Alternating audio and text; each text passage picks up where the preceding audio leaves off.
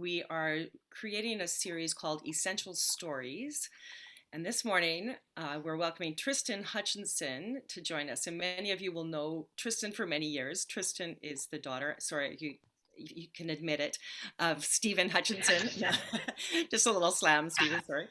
And Pam. Tristan graduated from the University of Western Ontario in nursing at all times in class of 2020.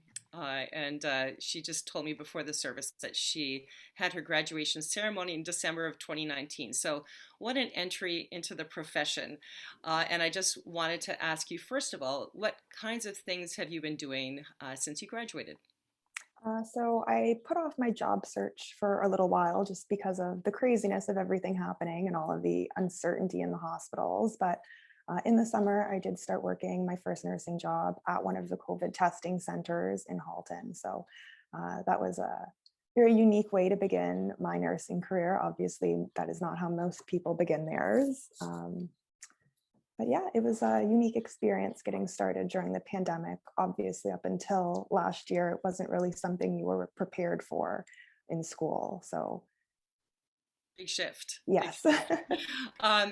And one of the things that keeps coming up is just, it's been a really tough slog on the medical front lines. And would you share with us some of the things that have been difficult for you in this position?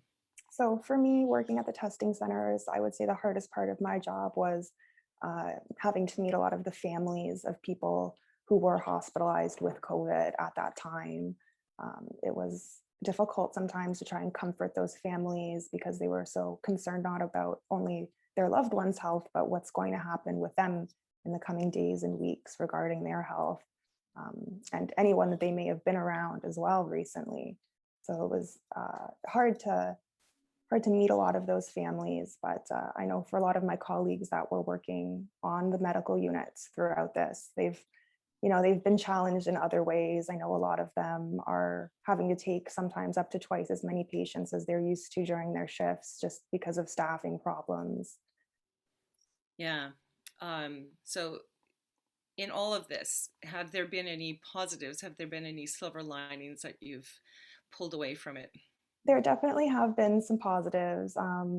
Mainly for me, I thought it was really amazing to see how the communities have really come together throughout this to sort of fight the pandemic together. I know a lot of people have been making sacrifices for the better part of over a year now, and it's had a significant toll on everybody. I know this hasn't been easy, but it's really wonderful to see the communities, coming together and everybody taking their part and taking action to try to slow this down and get back to our normal lives.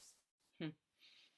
And another question that has come up amongst our congregation is, what can we do? I told you before the service, I feel very grateful I am able to work from home, and many of us are feeling so grateful for those of you who are out there on the front lines, especially in the medical field. Is there anything that we can do to show our appreciation or, recognize the work that you're doing? I think for the most part, we all know that everyone is, supporting us and everybody has our backs, but it is nice to even just hear it like that. So make sure you reach out to your friends and family that do work in healthcare every once in a while. Let them know you're thinking about them. On top of that, though, get your vaccine when it's available to you. Stay home as much as possible, but remember to take care of your mental health too. Get out when you can, get some sunshine and some fresh air. The weather is starting to get nicer, so get out for those walks when you can. Thank you very much, Tristan. So that was just a brief glimpse into the essential stories that we're starting today. And thank you so much, Tristan, for joining us this morning. Thank you for everything that you're doing. And I'm sure that if there's any of you who would like to send a note in the chat, please do so. Well, So thank you thanks for having again. me, Charlene, and happy Mother's Day to you and all of the other mothers of the Incarnation. Thanks. Thanks. Over to Jean and the prayers of the people.